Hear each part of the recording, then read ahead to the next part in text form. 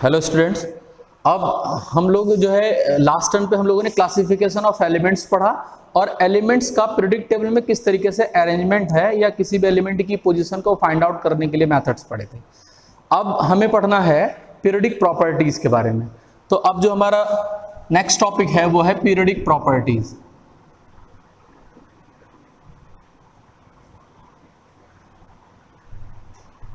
Periodic properties जो elements की properties है उनका वेरिएशन किस तरीके से है पीरियोडिक टेबल में, उसके बारे में अब हम पढ़ने जा रहे हैं।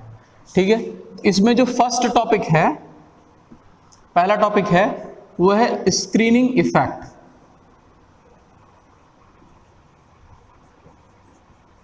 क्या है ये? Screening effect. स्क्रीनिंग इफेक्ट का एक और नाम है शील्डिंग इफेक्ट भी कहा जाता है। इसी को शील्डिंग इफेक्ट भी कहते हैं। तो पहले हम इसको समझ लें, उसके बाद इसकी डेफिनेशन की तरफ चलेंगे। शील्डिंग इफेक्ट क्या है? सपोज ये किसी एटम का न्यूक्लियस है और इसके बाहर इस तरीके से सेल्स हैं। सभी लोग जानते हैं कि एटम के बाहर ऐसे सेल्स होती हैं। अब ये पूरा स्ट्रक्चर में पूरा ये नहीं बना रहा हूं, यहाँ थोड़ा सा एक पार्ट इसका बना दिया मैंने। अब समझिए कि ऐसे सेल्स में इलेक्ट्रॉन्स होते होंगे। सेल के अंदर क्या होते हैं? इलेक्ट्रॉन होते हैं। अब मान लीजिए किसी वैलेंसी सेल इलेक्ट्रॉन की बात करूं मैं, यानी कि लास्ट सेल में जो इलेक्ट्रॉन है उसके लिए बात करूं, तो ये जो न्यूक्लियस है ये जितने भी इलेक्ट्रॉन में सबके ऊपर फोर्स ऑफ अट्रैक्शन लगा रहा है न्यूक्लियस, क्योंकि न्यूक्लियस पॉजिटिवली चार्ज होता है, इलेक्ट्रॉन नेगेटिवली चार्ज है, सेल में इलेक्ट्रॉन्स होते हैं, हाई स्पीड से रिवॉल्व करते हैं। तो ये न्यूक्लियस का फोर्स ऑफ अट्रैक्शन हमेशा ही रहता है किस पे? इलेक्ट्रॉन्स पे, नेगेटिवली चार्ज इलेक्ट्रॉन पे। उसको इलेक्ट्रोस्टैटिक फोर्स बोलते हैं। तो क्या होगा अगर जो हम यहां पर बात करें किसी वैलेंस सेल के इलेक्ट्रॉन के लिए, तो ये जो इलेक्ट्रॉन है ये न्यूक्लियस से फोर्स ऑफ अट्रैक्शन की वजह से बंधा हुआ है। ठीक है, इसीलिए ऑर्बिट में है ये। इसी के साथ साथ ये जो इनर सेल के इलेक्ट्रॉन्स होते हैं, ये जो इनर सेल के इलेक्ट्रॉन होते हैं, ये इसको क्या करते हैं? रिपेल भी करते हैं। इनर सेल के इलेक्ट्रॉन क्या कर रहे हैं? इसको रिपेल कर रहे हैं। जितने भी इलेक्ट्रॉन है सभी इसको रिपेल कर रहे हैं। ठीक है, ये चलिए दूसरा डायग्राम यहां से बना के हम समझ लेते हैं। जैसे यहाँ के इलेक्ट्रॉन है, ये भी इसको रिपेल कर रहे हैं। इसका मतलब ये नहीं कि यही दोनों रिपेल कर रहे हैं, जितने इलेक्ट्रॉन बने सभी रिपेल कर रहे हैं इनर सेल के इलेक्ट्रॉन्स। तो एक्चुअल में किसी भी पर्टिकुलर इलेक्ट्रॉन पे जो फोर्स ऑफ अट्रैक्शन है वो कम हो जाता है। क्या हो जाता है? फोर्स ऑफ अट्रैक्शन क्या हो जाएगा?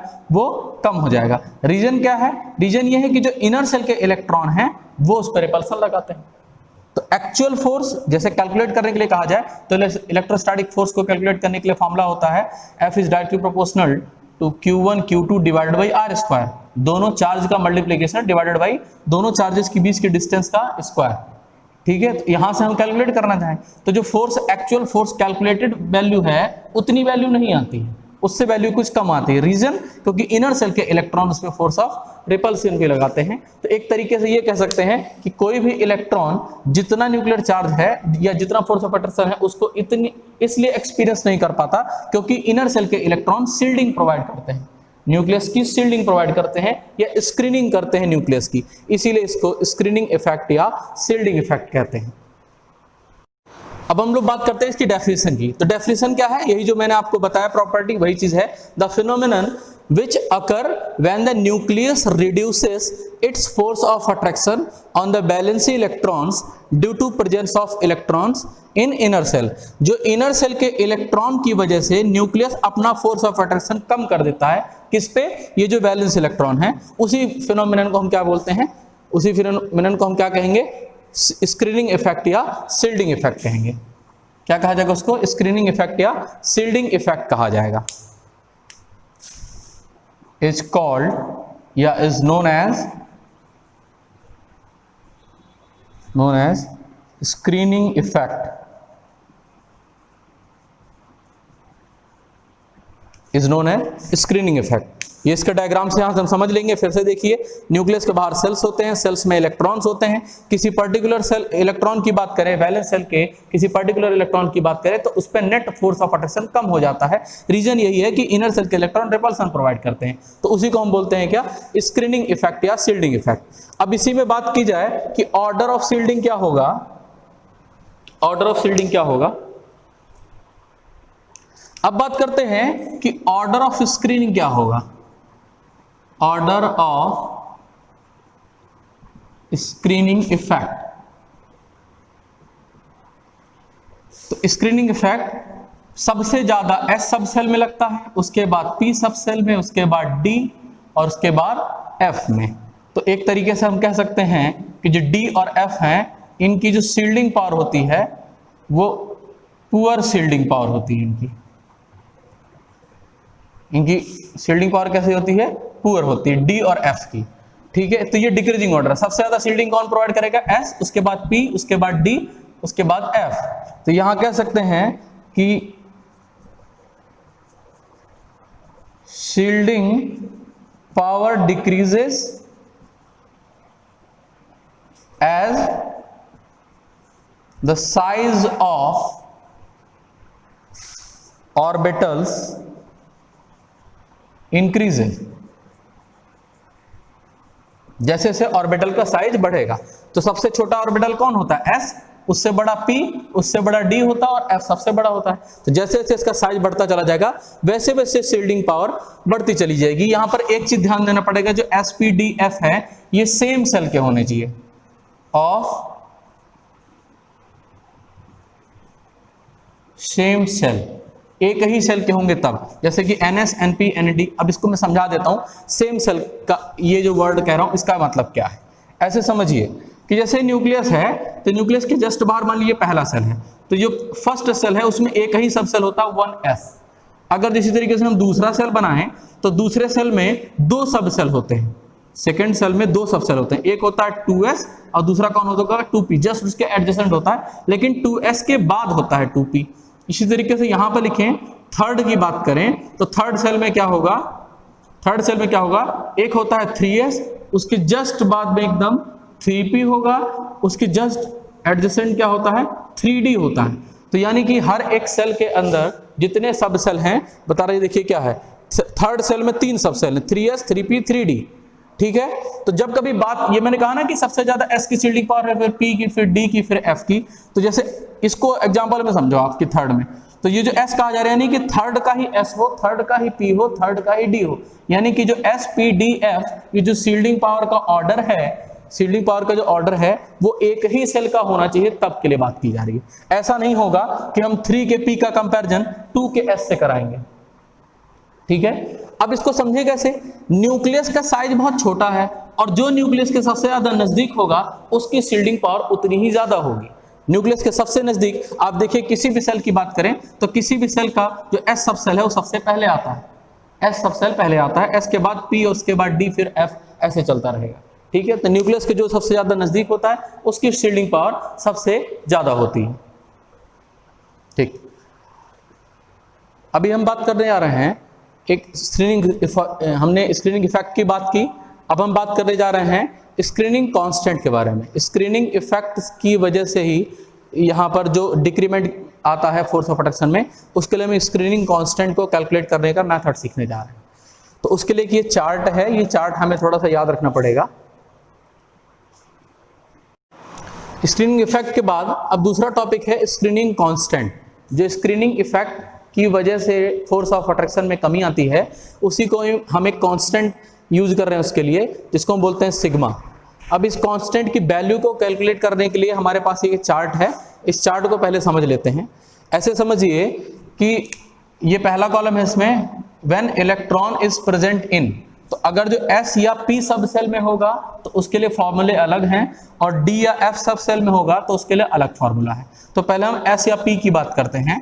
तो ऐसे ये समझिए कि ऐसे न्यूक्लियस हो गया और 1 2 3 मतलब 3 सेल्स हैं मान लीजिए। ठीक है, ये first shell, second shell, third shell, तीनों में इलेक्ट्रॉन है। S या P के लिए बात कर रहा हूं अभी मैं। तो जितने भी nth सेल के इलेक्ट्रॉन होंगे, nth सेल के जो इलेक्ट्रॉन होंगे उसके लिए सिग्मा की वैल्यू 0.35 कंसीडर करनी है। सिग्मा की वैल्यू कितनी लेनी है? 0.35। यानी कि nth सेल कौन सा? ये वाला सेल हो गया। जितने भी n-1 सेल को होगा, यानी कि n से जस्ट पीछे वाले का n-1 ये हो गया, इसके इलेक्ट्रॉन के लिए वैल्यू कितना कंसीडर करना है? 0.85। अभी सिर्फ चार्ट देखिए, मैं एक एग्जांपल से सब एक्सप्लेन कर दूंगा। फिर बात करते हैं n-2 और उससे बिलो। अब मान लेते हैं कि ये 3 नहीं और एक सेल बना लेते हैं ऐसे, तो ये कौन सा हो गया? n-2 और ये n-3।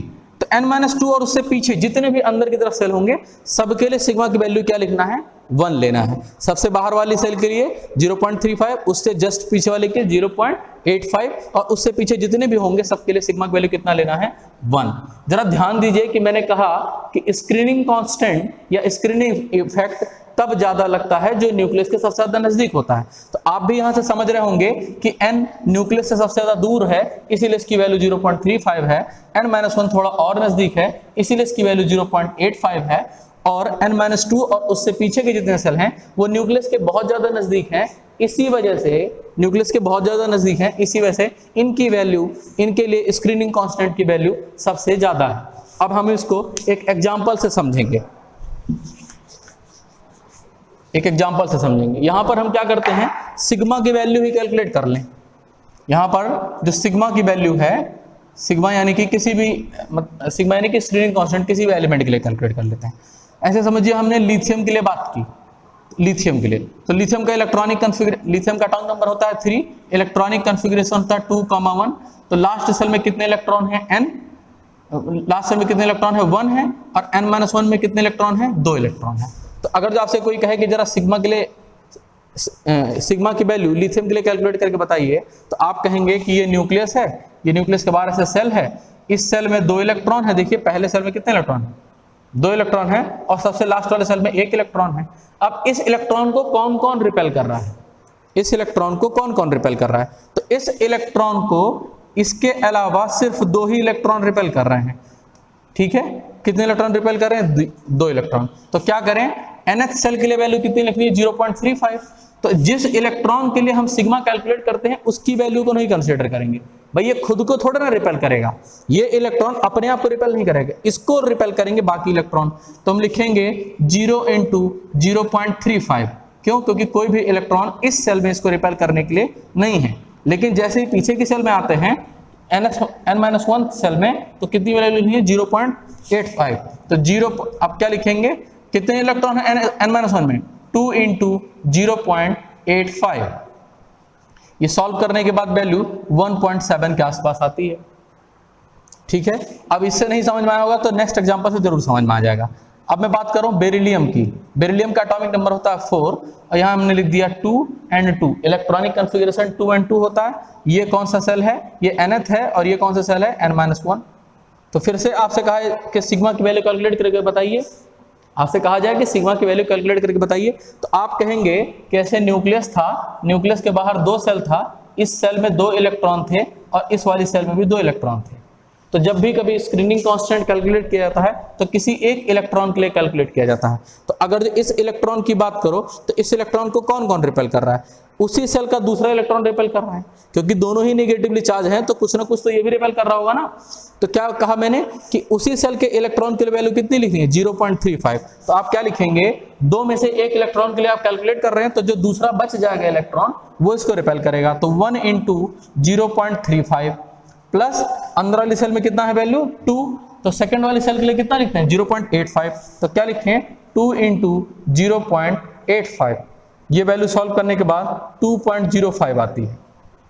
सॉल्व करने के बाद ये सिग्मा की वैल्यू कितनी आती है 2.05। ठीक है, और समझना चाहें तो इसके बाद और भी समझा जा सकता है, और भी बहुत सारे तरीके हैं। फिर हम कहें बोरॉन के लिए कैलकुलेट कर लिए, तो बोरॉन कितना होता है 5 होता है। तो क्या लिखेंगे आप 2,3। लास्ट सेल में कितने इलेक्ट्रॉन है, 3 इलेक्ट्रॉन है, 3 में से 1 के लिए सिग्मा की वैल्यू कैलकुलेट की जाएगी, तो बच्चे कितने इलेक्ट्रॉन, 2 इलेक्ट्रॉन। तो वो 2 इलेक्ट्रॉन इस तीसरे इलेक्ट्रॉन को रिपेल कर रहे होंगे। तो आपसे कहे सिग्मा कैलकुलेट करो, तो आप कहेंगे सिग्मा इज इक्वल टू 2 × 0.35। क्यों लिख रहे हैं 2 × 0.5, इस सेल में ये जो nth सेल है इसमें 3 है, लेकिन 1 के लिए तो हम कैलकुलेट कर रहे हैं ना सिग्मा, तो यानी कि जो बचेंगे 2 वो रिपेल कर रहे होंगे। तो nth सेल के इलेक्ट्रॉन की वैल्यू कितनी लेते हैं 0.35। तो 2 × 0.35 प्लस उसके बाद ये कौन सा सेल है n-1। तो n-1 में कितने लोग हैं, 2 लोग हैं। तो क्या लिखेंगे 2 × इसके पीछे इसकी वैल्यू कितनी होती है 0.85। 2 × 0.85 इसको हम सॉल्व कर लेंगे, यहां से ये आ जाएगी वैल्यू 2.4। तो देखिए सिग्मा की वैल्यू क्या है, यहां पर 1.7 है, लिथियम के लिए 1.7 है, बेरिलियम के लिए 2.0 है, उसके बाद यहाँ पर बोरॉन के लिए 2.4 है। तो आप जानते हैं कि पीरियोडिक टेबल में पहले लिथियम लिखा जाता है, लिथियम के राइट साइड में बेरिलियम, बेरिलियम के राइट साइड में बोरॉन, यानी लेफ्ट टू राइट जाने पर ये वेरिएशन है। तो आपको दिखाई दे रहा हो कि वैल्यूज बढ़ रही हैं, सिग्मा की वैल्यू क्या हो रही है, बढ़ रही है। क्यों ना बढ़े, हमेशा ही बढ़ेगी, क्योंकि नंबर ऑफ इलेक्ट्रॉन बढ़ रहे हैं। जब जब नंबर ऑफ इलेक्ट्रॉन बढ़ेगा तो सिग्मा की वैल्यू बढ़ेगी। क्यों? क्योंकि screening constant number of electron पे डिपेंड करता है। तो अभी हमने देखा along the period screening constant का वेरिएशन। अब हम अलोंग द ग्रुप चेक कर लेते हैं। अलोंग द ग्रुप, जैसे हमने बेरिलियम के लिए हम कैलकुलेट कर चुके हैं सिग्मा की वैल्यू, हमने बेरिलियम के लिए भी कैलकुलेट किया था। बेरिलियम का एटॉमिक नंबर 4 होता है, इसके लिए सिग्मा की वैल्यू हमने निकाले थे, शायद 2.045 आया था। बेरिलियम के जस्ट नीचे आता है मैग्नीशियम। मैग्नीशियम का एटॉमिक नंबर कितना होता है, 12। तो क्या लिखेंगे यहाँ पर 2, 8, 2। तो nth सेल में कितने इलेक्ट्रॉन हैं, 2। n-1 में कितने हैं, 8। और n-2 में कितने हैं, 2 इलेक्ट्रॉन हैं। तो अगर जो यहाँ पर आपसे कहा जाए सिग्मा की वैल्यू कैलकुलेट करो, तो आप क्या कहेंगे कि सिग्मा लास्ट सेल में कितने इलेक्ट्रॉन है, 2 इलेक्ट्रॉन है, तो 2 में से 1 के लिए कैलकुलेट कर रहे हैं, तो 1 बच गया। तो क्या लिखेंगे 1 into 0.35 प्लस, इसके बाद बात करें इससे पीछे वाले सेल में कितने इलेक्ट्रॉन है, 0.85। और n-1 सेल में कितने इलेक्ट्रॉन यहाँ पर 8 हैं, तो 8 into 0.85 प्लस इसके पीछे जाइए n-2 सेल में, तो n-2 और उससे पीछे जितने सेल हैं उसमें उसके लिए सिग्मा की वैल्यू कितनी लेते हैं, 1। तो क्या लिखेंगे आप 2 into 1। ये सभी वैल्यू पूरा कैलकुलेशन करने के बाद आराम से सिंप्लीफाई करके हम कैलकुलेट कर सकते हैं। ठीक है। बेरिलियम के बाद हम बात करते हैं कैल्शियम के लिए। कैल्शियम का एटॉमिक नंबर कितना होता है, 40। फिर ये लिखिए क्या 2, 8, 8, 2। ये कौन सा सेल है, nth सेल। ये कौन सा है, n-1। ये n-2। ये n है, ये n-1 है, ये n-2 है, और ये कौन सा है, n-3। ये सबको समझ में आ रहा होगा किस तरीके से अरेंजमेंट है। फिर से सिग्मा की वैल्यू कैलकुलेट करनी है, सिग्मा की वैल्यू फिर से कैलकुलेट करनी है। तो क्या लिखें, इस सेल में कितने इलेक्ट्रॉन हैं, 2 हैं, लेकिन एक के लिए कैलकुलेट करेंगे, तो क्या लिखेंगे 1 into 0.35 प्लस उससे पीछे वाले सेल में कितने हैं, n-1 के लिए क्या लिखते हैं 0.85। कितने इलेक्ट्रॉन हैं, 8 हैं, तो 8 into 0.85 प्लस इससे पीछे n-2 में कितने इलेक्ट्रॉन हैं, 8 इलेक्ट्रॉन, और n-3 में कितने हैं, 2 हैं। तो n-2 और उससे पीछे जितने भी सेल होंगे सबके लिए सिग्मा की वैल्यू कितनी लिखनी है, 1। तो क्या लिख दें 1 into कितने इलेक्ट्रॉन, 8 + 2 10। सबको सॉल्व करके यहाँ लिख देंगे। तो आपको दिखाई दे रहा है कि लगातार वैल्यूज बढ़ती चली जा रही है। क्यों? क्योंकि टॉप टू बॉटम जाने पर भी नंबर ऑफ इलेक्ट्रॉन्स बढ़ते हैं। तो नंबर ऑफ इलेक्ट्रॉन बढ़ेंगे तो सिग्मा की वैल्यू क्या होगी, बढ़ती रहेगी। ठीक है। अब हम लोग एक एग्जांपल देखते हैं डी और एफ सब सेल का। जैसे मान लीजिए हमसे कह दिया जाए फाइंड स्क्रीनिंग कांस्टेंट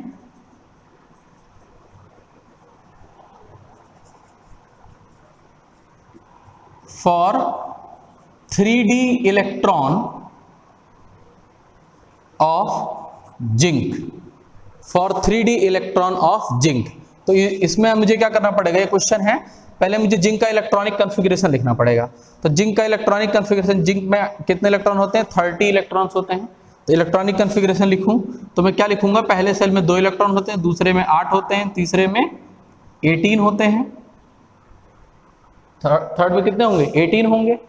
कितना हो गया ये 10 यहां पर हो गया, और 10 + 18 कितना हो गया, 10 + 18। इस तरीके से नहीं आएगा, थोड़ा और एक तरीका लिखते हैं, जैसे इलेक्ट्रॉनिक कॉन्फ़िगरेशन लिखने का 1s2 2s2 2p6, उसके बाद 3s2 3p6 4s2 3d10।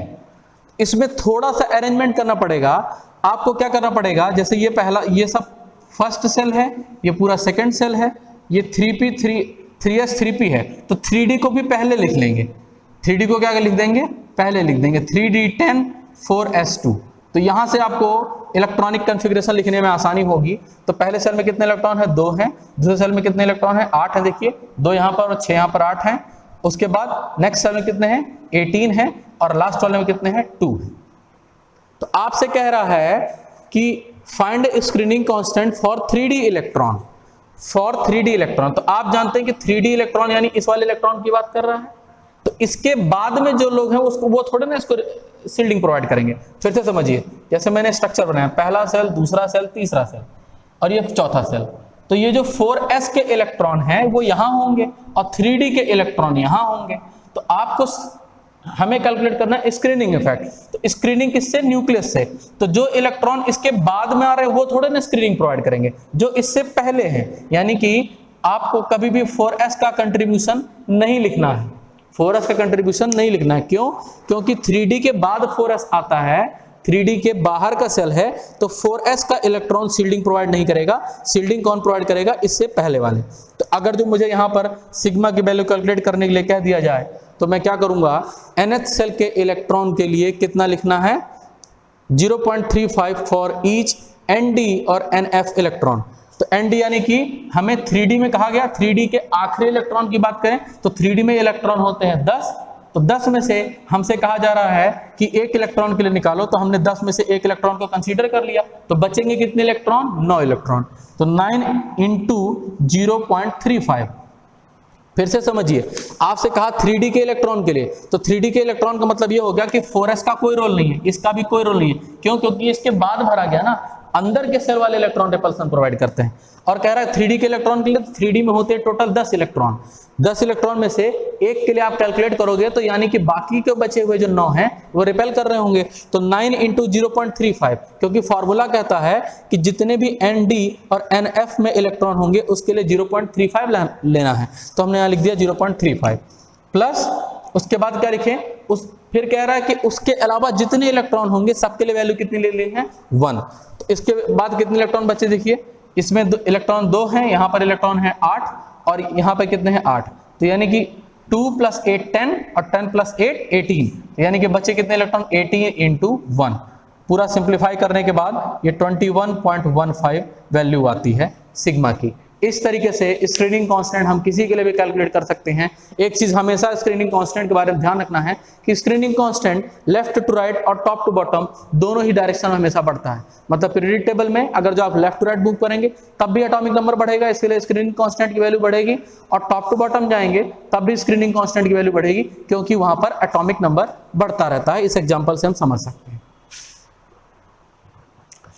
अब पीरियोडिक प्रॉपर्टी में जो सेकंड टॉपिक है वो है effective nuclear charge. Effective nuclear charge के लिए एक सिंबल यूज किया जाता है, Z लिखने के बाद इसके सफिक्स में EFF लिख देते हैं, जो रिप्रेजेंट करता है कि ये इफेक्टिव न्यूक्लियर चार्ज है।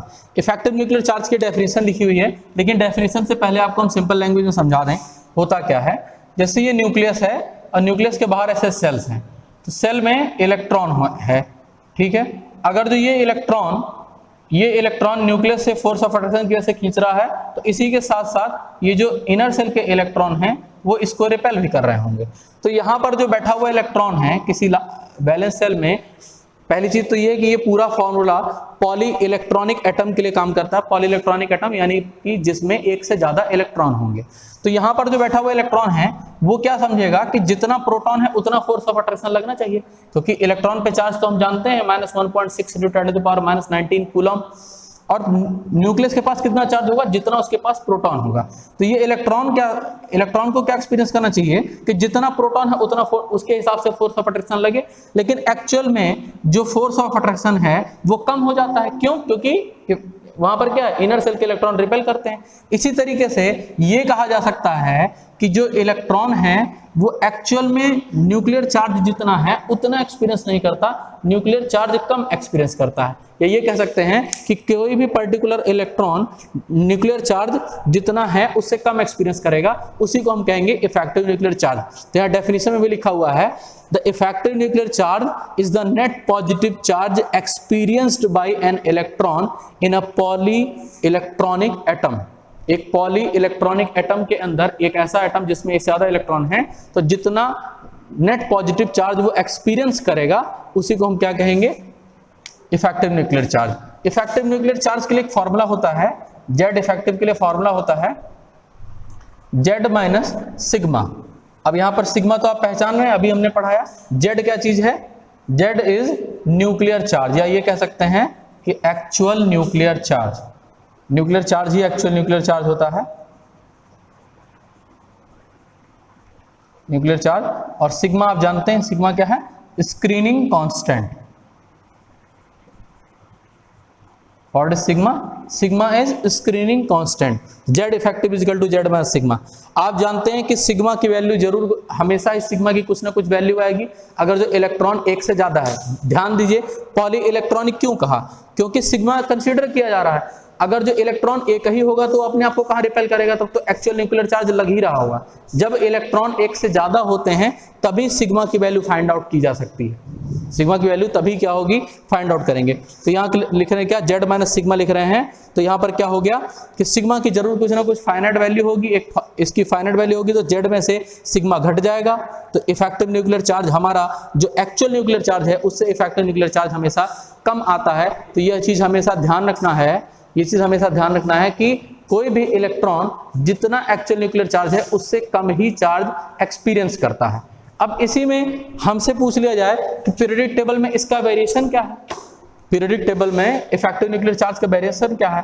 तो जेड इफेक्टिव जो होता है वो लेफ्ट टू राइट जाने पर, लेफ्ट टू राइट मतलब क्या हुआ? Along the period, left to right यानी कि अलोंग द पीरियड। आप जानते हैं कि left to right period table में मूव करेंगे तो इफेक्टिव न्यूक्लियर चार्ज की वैल्यू हमेशा क्या होती है? इंक्रीज करती है। क्या होती है? इंक्रीज करती है। और टॉप टू बॉटम जाने पर, टॉप टू बॉटम जाने पर इसकी वैल्यू कांस्टेंट रहेगी, इसकी वैल्यू कांस्टेंट रहेगी। तो आप कहेंगे कि सर ये चीज हमें कैसे पता लगेगा? तो उसके लिए बहुत ज्यादा प्रॉब्लम नहीं उठानी है। आपको अभी अभी मैंने सिग्मा कैलकुलेट करना बताया। जब कभी भी आपको ये पता लगाना हो तो आप जेड में से सिग्मा घटा दीजिए, जेड इफेक्टिव निकालने के लिए जेड में से सिग्मा घटा दिए। सिग्मा कैलकुलेट करना मैंने आपको सिखा दिया। और जेड की वैल्यू आप जानते हैं, जेड क्या होता है? एक्चुअल में एटॉमिक नंबर ही न्यूक्लियर चार्ज होता है किसी भी एटम का। तो एटॉमिक नंबर में से सिग्मा की वैल्यू घटा देंगे, इफेक्टिव न्यूक्लियर चार्ज आ जाएगा। ये एक्सपेरिमेंटली इस वैल्यू का कैलकुलेट किया जा सकता है। उस कैलकुलेट करने के बाद आप देखेंगे कि इफेक्टिव न्यूक्लियर चार्ज हमेशा ही अलोंग द पीरियड बढ़ता है। और ये जो टॉप टू बॉटम की बात कर रहे हैं यानी कि along the group, along the group, इसकी वैल्यू हमेशा ही कांस्टेंट होती है। तो आज की क्लास में हमने स्क्रीनिंग इफेक्ट और स्क्रीनिंग कांस्टेंट को कैलकुलेट करने का फॉर्मूला पढ़ा। उसके अलावा आज हमने पढ़ा इफेक्टिव न्यूक्लियर चार्ज। यहाँ तक के लिए आज की क्लास के लिए इतना ही है। बाकी जो और पीरियोडिक प्रॉपर्टीज हम उसको नेक्स्ट क्लास में पढ़ेंगे। Thank you.